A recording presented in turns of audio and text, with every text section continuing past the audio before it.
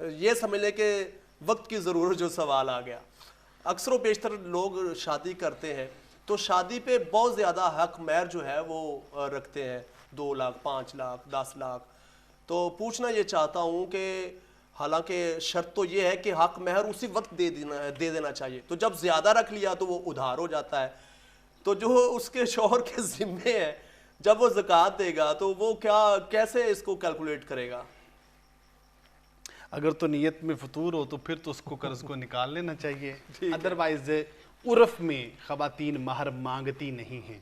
ٹھیک ہے, ٹھیک ہے. تقریباً مفتی صاحب عرف میں عام طور پر لوگ دیتے بھی نہیں ہیں, دیتے بھی یہ بھی ایک بڑا المیہ ہے ہمارے معاشرے کا, حالانکہ دینا چاہیے, دینا چاہیے, دینا چاہیے. اس لیے فقہاء کرام نے لکھا ہے کہ مہر کی رقم اگر اس پہ قرض بھی ہو, جی, چونکہ عورت اس کی ڈیمانڈ نہیں کرتی تو اس لیے اس کو پیسوں سے نکال کے بقیہ رقم پر زکوٰۃ نہیں دینی چاہیے بلکہ کل رقم پر ہی دینی چاہیے. ٹھیک ہو. لیکن اگر کوئی چل رہا ہے اس طرح کا رولا کیس دائر ہوا, ٹھیک ہے, یا ہاں تو کوئی خلا وغیرہ کا, تو پھر اس کو نکال لیں. بالکل ٹھیک. اچھا, یہ جدید سوالوں میں ایک سوال آ گیا. سب سے پہلے یہ جو سوال ہے یہ تو بعد میں کرتا ہوں, پہلے یہ پوچھوں گا کہ کرپٹو کرنسی کے حوالے سے کہہ رہے ہیں جی, یہ پہلے بتائیں کہ کرپٹو کرنسی ہے کیا, پھر اس کے اوپر پوچھتے ہیں کہ اس کے اوپر زکوٰۃ لگتی ہے یا نہیں.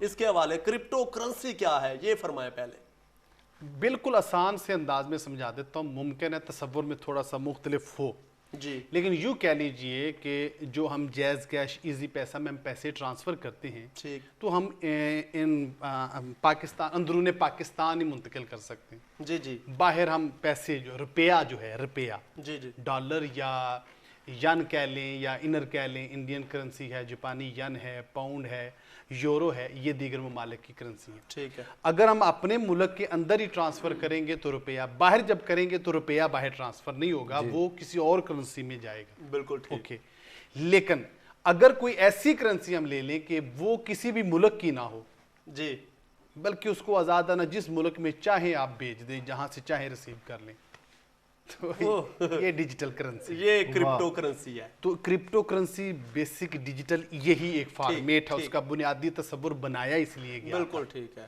آج بھی جو فری لانسر آن لائن کام کرتے ہیں ان کو یہ پرابلم آتا ہے. ابھی دیکھ لیں پاکستان کے معاشی حالات میں جہاں مسئلہ آیا, وہاں یہ بھی ایک مسئلہ تھا کہ ہمارے جو ایکسپورٹر ڈالر باہر سے خریدتے, ڈالر کی ذرا خریدتے تھے, اب ان کو ڈالر نہیں مل رہے. تو اگر یہ ڈیجیٹل کرنسی کی مد اگر چلتی ہو تو پھر اس میں جو ہے وہ ہر بندہ آزادانہ جو ہے وہ خرید و فروخت کر لے.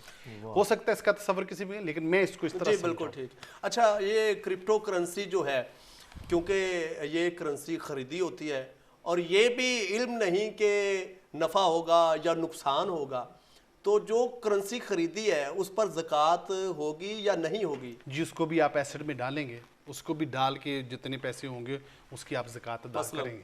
مثال کے طور پر کسی بندے نے $1000 جو ہے وہ اس سے جو ہے وہ کوئی بھی کرپٹو کرنسی کا کوئن خرید لیا ہے, ایتھیریم کہہ لیجئے یا یوں کہہ لیجئے بٹ کوئن ہے یا لونا ہے یا لوسا ہے, مختلف قسم کے کرنسی جو ان کی مارکیٹ میں کوئن آئے ہیں, تو انہوں نے کوئی بھی کوئن خرید لیا جی, تو اب اس کے انہوں نے یا تو اس کو لائیو ٹریڈ کی ہوگی ان کو, یا انہوں نے اس کو سپاٹ کر کے رکھا ہوگا کہ جب اس کی ویلیو بڑھے گی تو میں اس کو, تو اس وقت جب زکوٰۃ ہو اس وقت اس کی جو مارکیٹ ویلیو بن رہی ہو, اگر وہ لاس ہوگا تو لاس بھی پتہ چل جاتا اس میں اتنا ہو گیا. ٹھیک ہے. اگر وہ پروفٹ ہے تو تب بھی پتہ چل جاتا, ایگزیکٹ اسی وقت پتہ چل جاتا. مجھے پروفٹ ہونے والی ہے یا لاس ہونے والا تو اگلی بات ہے نا, اس وقت پتہ چل جاتا ہے کیونکہ وہ لائیو ہوتا سارا کچھ, آپ کو پتہ چل جائے گا. ٹھیک ہے. آپ نے دیکھا کہ اس میں جو ویلیو ہے اس ویلیو کو ایڈ کریں اور زکوٰۃ ادا کریں. اچھا, ایک اور